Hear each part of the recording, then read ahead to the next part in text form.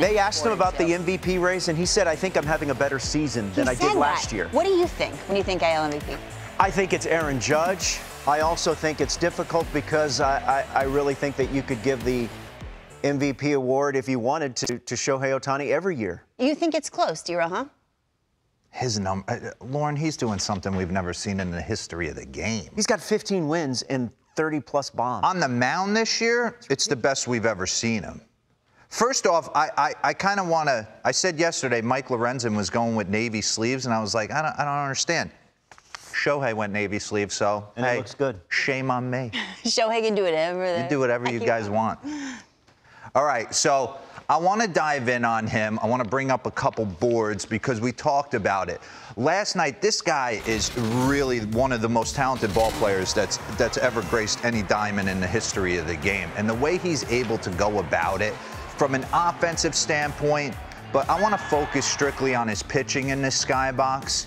Once we get through this awesome rip of him, I want to get into a few ABs of what he's able to accomplish against guys like Tony Kemp last night. Sean Murphy's AB, he was throwing paper airplanes at 97 miles an hour at him. He had no chance. So pause this.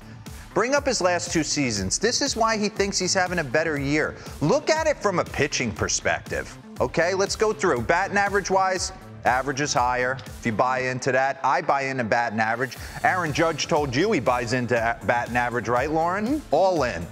OPS, okay, it's down. Look at the weighted runs created plus, park adjusted, pretty similar. But this is the difference maker. 15-8 with a 2.35, punching out more guys per 9 innings.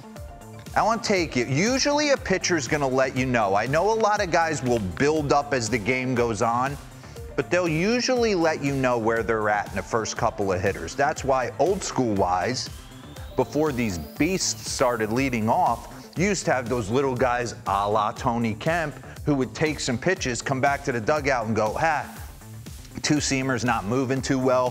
Four-seamers exploding, slider sharp. Okay, be prepared for this with 2 strikes. So let's dive in. This is the first AB of the game last night. Tony Kemp's on the mound, Shohei. You would assume that he's going to go right after him. Back that pitch up. First pitch of the game. What is this? Is this a four-seamer? Is this a bad backdoor cutter? 91 miles an hour. So you're saying, is he loose yet? Let's see how he continues to attack him. 94 four-seamer arm side run. 94 gets the call down, so 2-0, he gave him his heater. Gets a call 3-4 inches outside. So pause. This is Tony Kemp. Nice leadoff hitter, 7 home runs, friend of the show. What are you throwing him? The game's just getting started. You would think, here you go, man. Four-seamer right down the middle, right?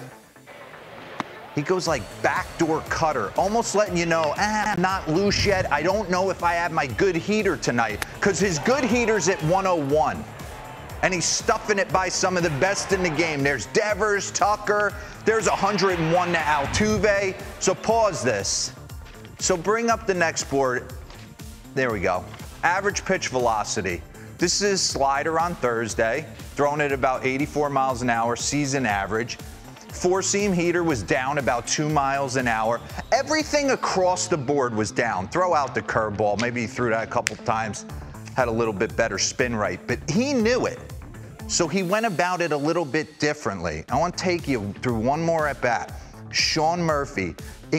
This is like, you want to put somebody in a blender? 0-0 curveball that he probably should have took, but he's fishing at it. Then he gets 97 two-seamer. He's throwing his two-seamer harder than his four-seamer.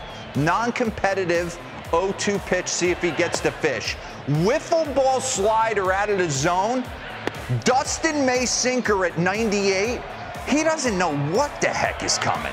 Look at that. Paul, run that back for me real quick. This is when you are in just no man's land. That's a cutter middle. Emergency hack, almost kills someone in the first base dugout. And then he goes 96 two-seamer that moves this far. So he's doing things we've never seen in the history of the game. Oh, by the way, he hits in the middle of the lineup, and he's absolutely dominant. And what I love about him, I said this, he gives up the no-hitter. Watch him. Hey, Stas, give me a second. Let me soak this in. Let me stay focused. Let me regroup. Look, Think he's having fun? I mean, really, how can he not pay to watch this guy? Look, all right, get locked back in. I don't have a no-hitter tonight, but I'm pitching a heck of a game. Oh, by the way, I also rake, so golly. You say he's doing things that kids did, right? I mean, he acts kind of like a kid in that, with that joy that he still has for the game. It's going to take somebody breaking Roger Maris's home run record. For him to not get a second MVP. It's a very good point. Very good point. Good stuff.